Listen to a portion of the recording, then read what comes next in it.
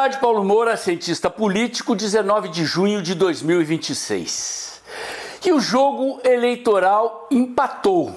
Flávio tinha tomado um gol do PT com a divulgação do áudio da conversa dele com Vorcaro.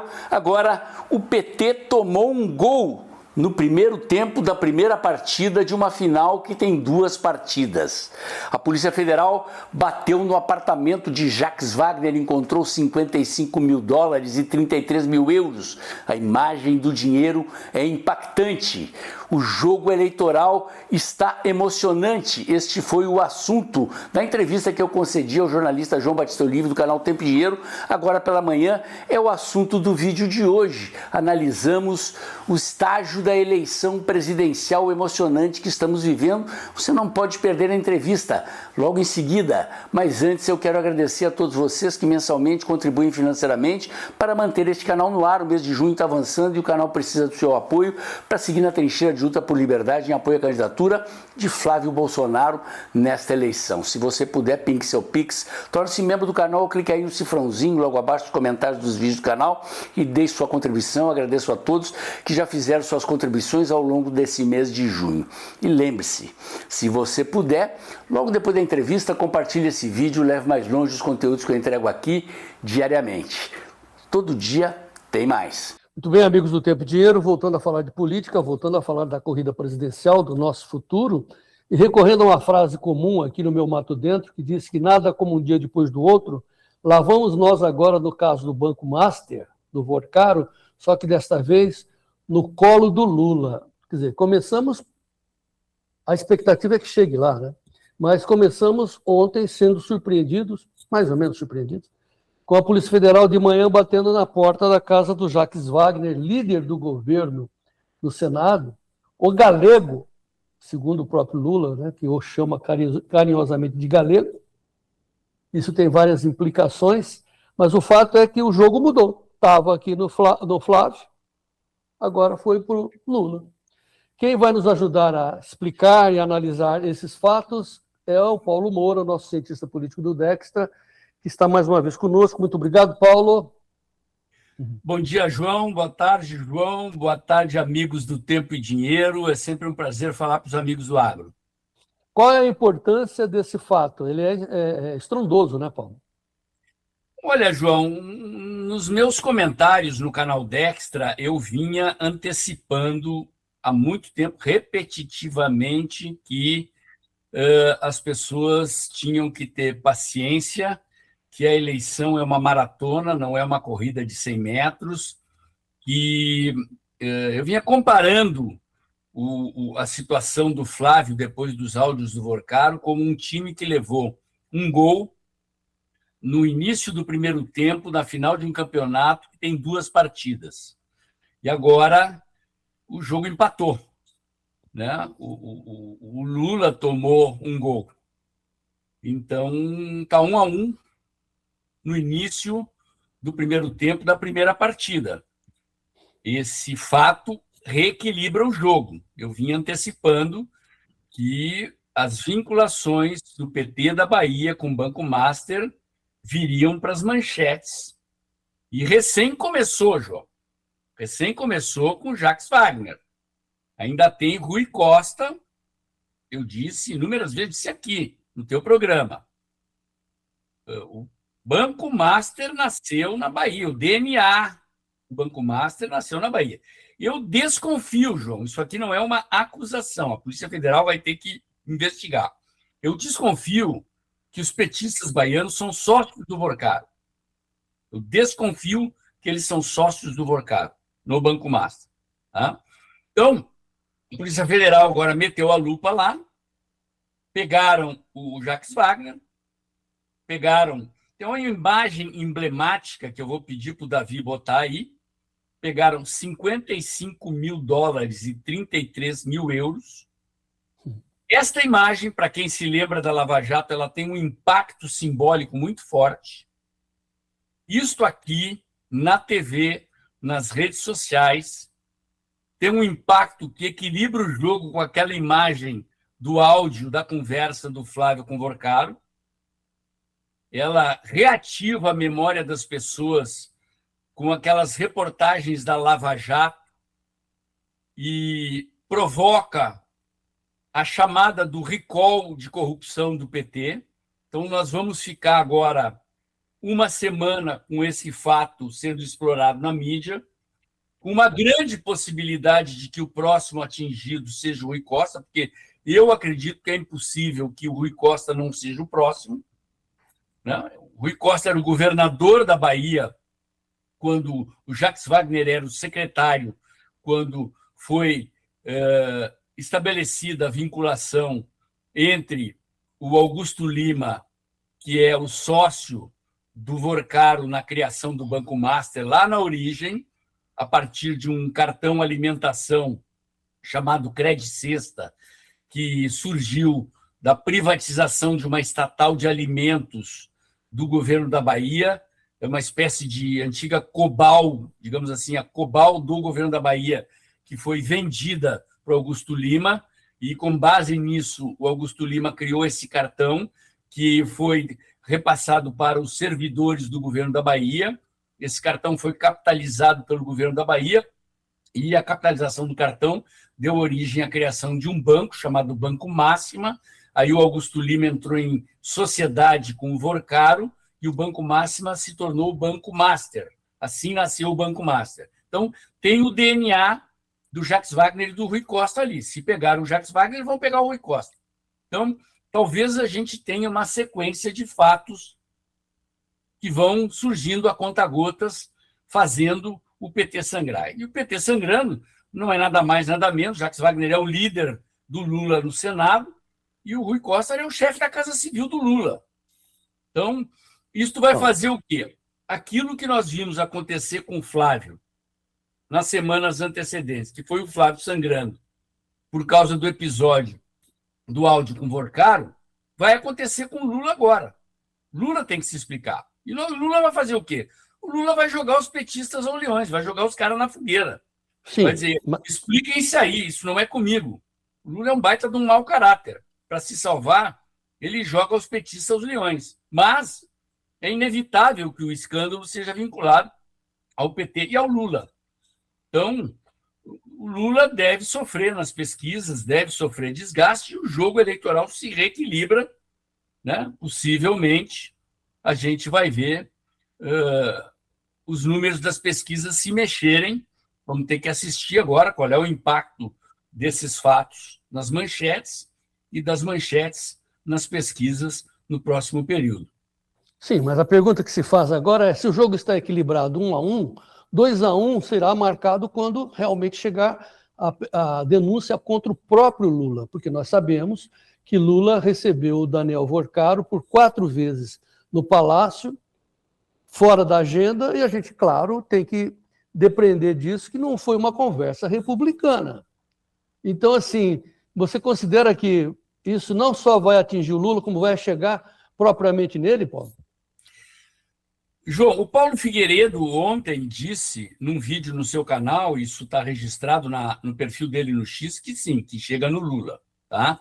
Tem esse episódio da reunião com o Vorcaro, em que o Lula estava reunido o Galípolo, quando o Galípolo ainda não era presidente, era diretor do Banco Central, em que o Lula disse para o Vorcaro segurar a venda do Master para o BRB, esperar a troca de presidente do Banco Central. E tem um episódio envolvendo um laboratório farmacêutico em Minas Gerais, já falei disso aqui, o laboratório Bion, que era um laboratório falido, pertencente ao Valfrido Marisguia, um empresário riquíssimo de Minas Gerais, que é muito próximo do Lula, e que vendeu esse laboratório farmacêutico para o Vorcaro, e aí, a partir do momento que vendeu, com o financiamento do BNDES, o governo passou a ser comprador de medicamentos desse laboratório. O laboratório foi turbinado com dinheiro público e o Lula teve na inauguração do laboratório, recebeu o Valfrido Marisguia em gabinete. Essa venda foi intermediada, então, pelo Valfrido Marisguia, e tem as digitais do Lula nessa compra. Ninguém está falando disso, só saiu matéria disso no jornalista Cláudio Humberto há um tempo atrás. Tenho insistido nisso no meu canal, tem as digitais do Lula nesses 2 episódios, então, que a Polícia Federal está se debruçando. Paulo Figueiredo, repito, diz claramente que vai chegar no Lula, e tem um episódio que não tem a ver com o Banco Master, mas tem interface com o Banco Master, que é o Lulinha no INSS. A Polícia Federal já descobriu uma intersecção entre Banco Master com lavagem de dinheiro do roubo do INSS. E Lulinha e INSS chegam na fila, né? Então, a gente pode ter uma sequência, que agora Jacques Wagner, no escândalo do Banco Master, depois Polícia Federal no encalço do Rui Costa, e mais adiante o escândalo envolvendo Lulinha no roubo do INSS, também vindo para as manchetes, e lá na frente, Lula enroscado com tudo isso. Pode significar uma sequência de fatos com Lula sangrando aos olhos da opinião pública, e isso afetando o Lula nas pesquisas, né? Vamos acompanhar. Tá. Antes de falar do caráter do Lula, que nós temos um fato aí também, que foi apagado pela descoberta aí da Polícia Federal, indo para as manchetes em cima do Jacques Wagner.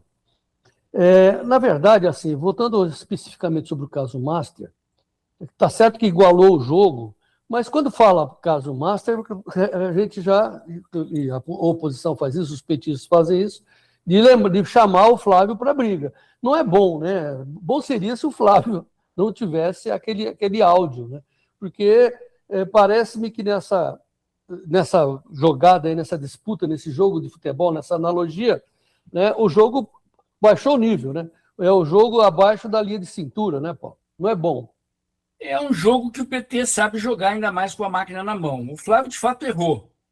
O Flávio disse publicamente, disse para o PL, disse para os coordenadores da sua campanha que não havia nada que pudesse comprometê-lo em relação a ele e o Vorcaro, e tinha.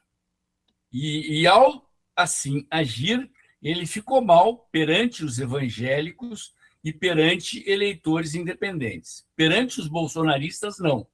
É curioso ver que o Flávio, inclusive, cresceu em seguidores nas redes sociais, junto a eleitores bolsonaristas raiz. Ele sangrou nas pesquisas, junto a eleitores independentes e junto a eleitores evangélicos. Então, eu defendo, se eu fosse estrategista do Flávio, eu defendo que o Flávio tivesse que vir a público, nas redes sociais, na imprensa, pedir desculpas, admitir que errou e pedir desculpas, pedir perdão. Eu tenho certeza que, se ele fizer isso, com sinceridade, que os eleitores evangélicos, os eleitores independentes vão perdoá-lo. Ele tem que admitir o erro, porque não há corrupção no ato do Flávio, na relação do Flávio com o Vorcaro. Ele foi pedir patrocínio a um banco para o filme sobre o pai dele. O próprio Vorcaro disse, não houve troca de favores, não há dinheiro público envolvido. Era um banco privado que lá em 2024, quando o Flávio procurou o Vorcaro, não estava envolvido em todas essas falcatruas. O Banco Master já tinha patrocinado o filme do Temer, já tinha patrocinado o filme do Lula. Eles queriam fazer um filme sobre o Bolsonaro, foram pedir patrocínio para o banco. Ponto. Não há ilegalidade, não há crime, não há corrupção. Onde o Flávio errou em procurar um banqueiro envolvido em controvérsias.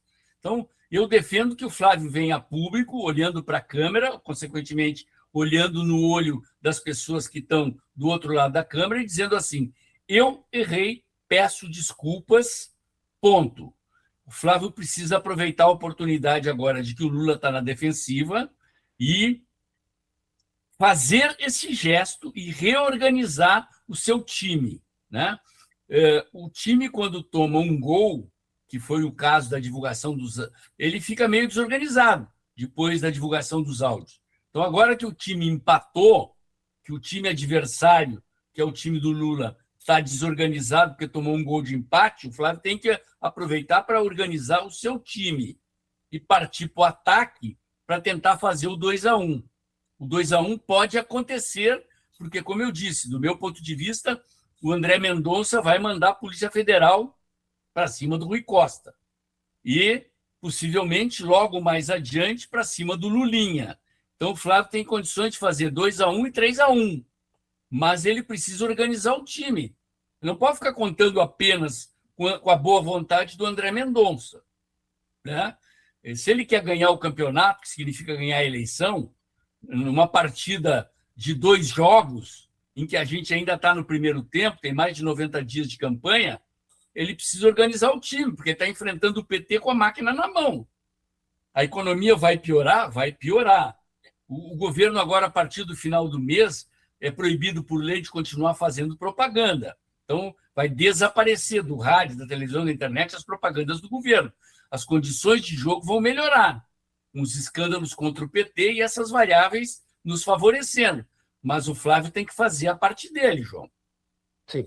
Mas é de novo aquela história da semiótica, né, que é a imagem que fica, né, a impressão que fica. Fazendo analogia à história lá da mulher do César, né, ela tem que parecer honesta, não basta ser. E no caso do Flávio, as pessoas ficam desconfiadas. Será que realmente ele só errou uma vez? Será que não tem uma segunda? Fica essa desconfiança pairando sobre ele. Enquanto que para o Lula, nada pega, é um teflon, nada gruda. Por exemplo, nós sabemos, você falou, mau caráter. Olha o vídeo que está rolando na internet, quando ele esteve lá em Genebra, e foi um áudio vazou, ele falando que ele nunca foi esquerdista. Pelo amor de Deus, eu caso... Falei, mas o que é isso? Vai ser cara de pau assim lá em Genebra, hein, Paulo? Vamos ouvir o áudio? Davi, solta o áudio do homem aí. Mas você não foi, você foi direto no centro.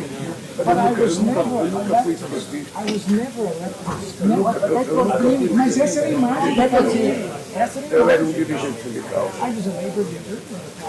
que tinha uma belíssima redação com o sindicalismo alemão, muito forte a minha relação. Tinha uma relação. Então, eu nunca fui esquerdista, mas essa era a imagem. Então, pois é. João, não é a primeira vez que o Lula diz isso, tá? Esse áudio foi fabricado e produzido para ser vazado de propósito. O objetivo do Lula ali é tentar capturar votos não esquerdistas. Neste momento em que eles estão em dificuldade, a tentativa de criar um fato que desvia a atenção do escândalo do Jacques Wagner, cria uma polêmica, uma armadilha para criar uma polêmica para desviar o fato de que eles estão envolvidos no escândalo do Banco Master, né? O Lula, de fato, como é que eu posso dizer? Nós e os eleitores brasileiros, em geral, já temos calo no olho de tanto olhar para escândalos do PT. Então, como as pessoas já estão acostumadas a ver o PT envolvido em corrupção, ver o PT envolvido, o Lula com essa cara de pau, é muito mais difícil colar nele essas coisas. Por isso que o escândalo do Lulinha é importante, né? Tá. Deixa eu do Banco Master pegar no Lula é importante, né? Sim. Deixa eu botar de novo o vídeo, porque realmente você destacou a cara de pau dele. A cara que ele faz, mas ele é muito... Cara, os esquerdistas precisam ser muito trouxas, otários, para entrar numa dessa. Ou seja, você está dizendo que foi armado, mas olha a carinha que ele faz. Solta aí.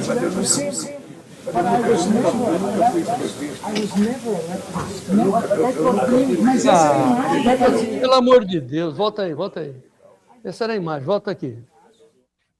Ainda, ô Paulo, tá bom, vamos lá, vai, esquece isso. Isso vai repetir ad nauseam e a gente vai ficar aí enojado e vamos em frente. Uma coisa interessante também, que a gente nem puxou a manchete aí, mas dá conta de que o ministro Mendonça ele está dando uma volta na Polícia Federal porque considera, portanto, que a Polícia Federal é a polícia do Lula. Quer dizer, a polícia tem fatos, leva para o Lula, por isso que o ministro Mendonça está tirando a Polícia Federal das investigações. Seria isso, Paulo?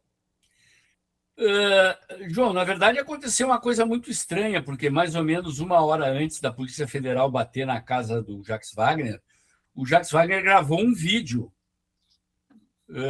se defendendo, dizendo que não tinha nada com o Banco Master. Então, há uma forte suspeita de que, de fato, ele tenha sido avisado do que ia acontecer, né? Então, não sabemos se ele não escondeu coisas, se ele não escondeu provas, isso aí vai ter que ser investigado, né? Mas o André Mendonça, de fato, ele ele tomou providências lá para evitar que isso acontecesse. Agora, é inevitável que, quando há uma ordem para uma operação da Polícia Federal, o comando da Polícia Federal fique sabendo, né? As operações às 6 horas da manhã de quinta-feira já é uma rotina. Na época da Lava Jato era sempre assim, às 6 horas da manhã de quinta-feira saem as viaturas para uma operação. Então, é difícil evitar que vaze. Os policiais, em geral, são avisados. É assim que funciona. Um grupo de policiais que vai participar da operação, no dia anterior são avisados. Amanhã vai ter operação. Estejam de prontidão às 5 horas da manhã na sede da Polícia Federal. Então, os caras estão lá, eles não sabem o que vai ser, contra quem vai ser, eles só têm que estar de prontidão às 5 horas da manhã.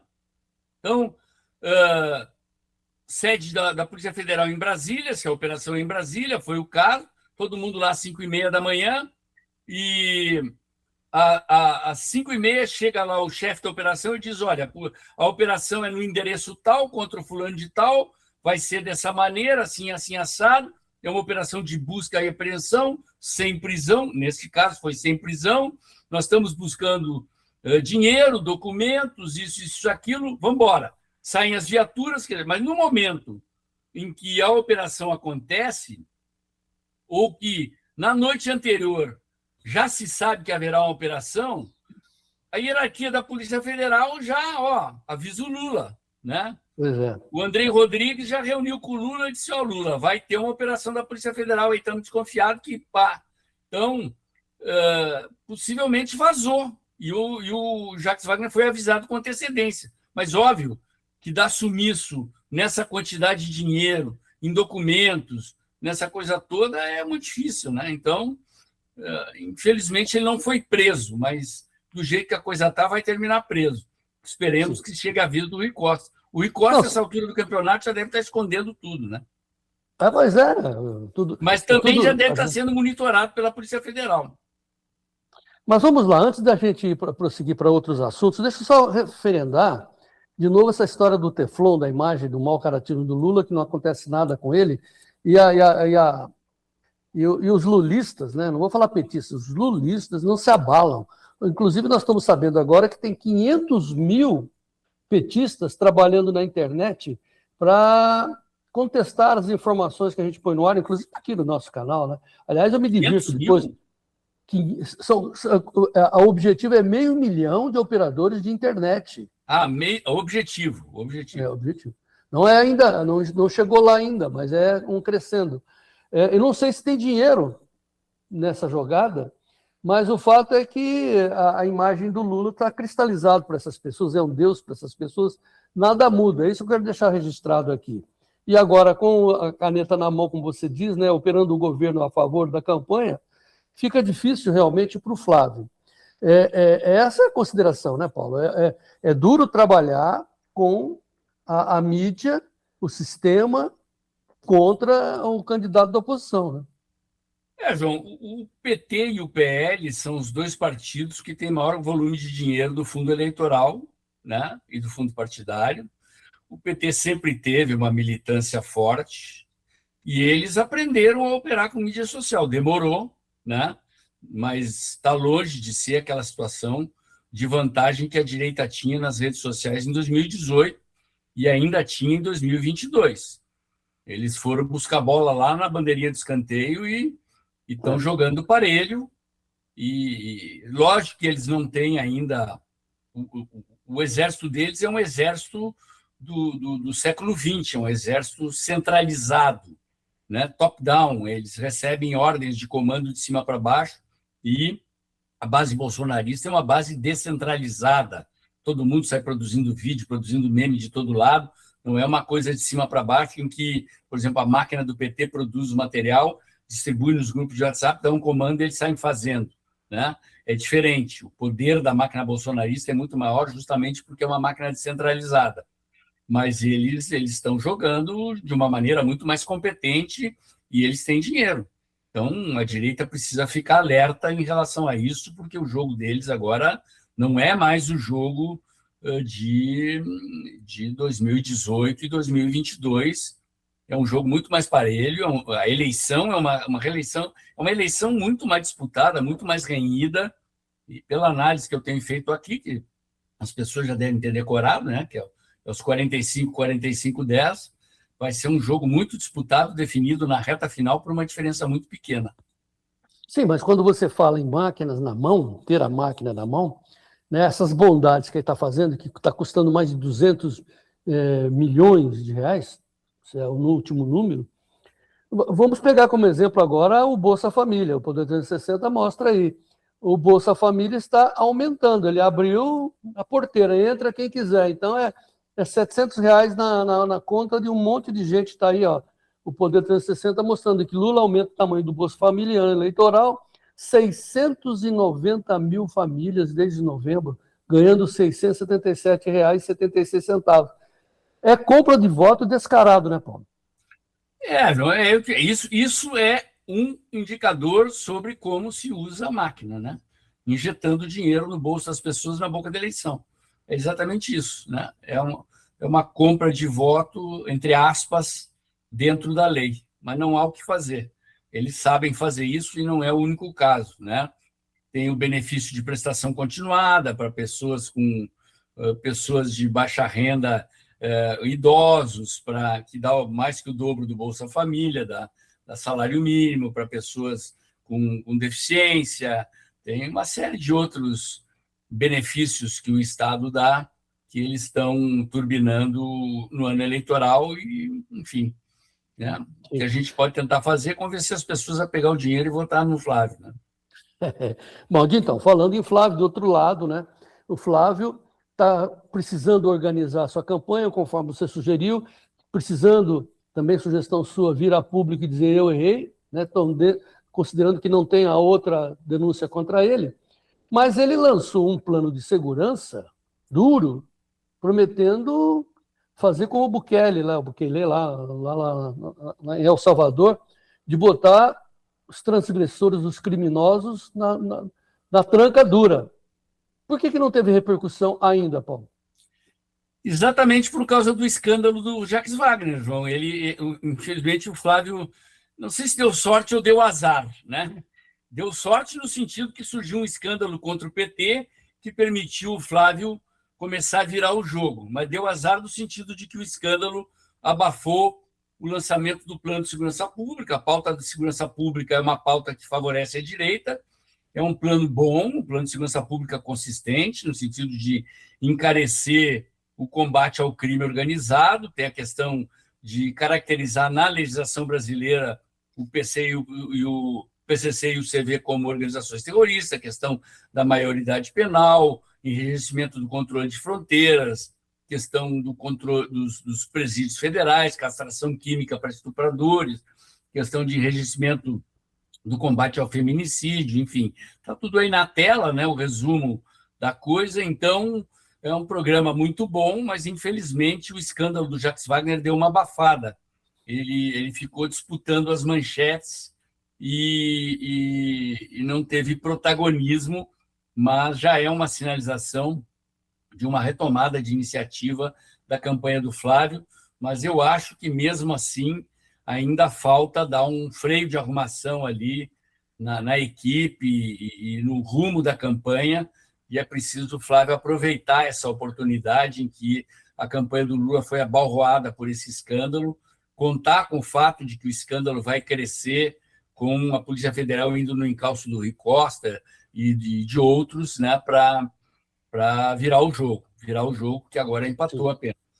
Tá, voltando a essas 14 medidas do Flávio sobre a segurança, né, imagine castração química, imagine a convulsão que vai ter na sociedade, né?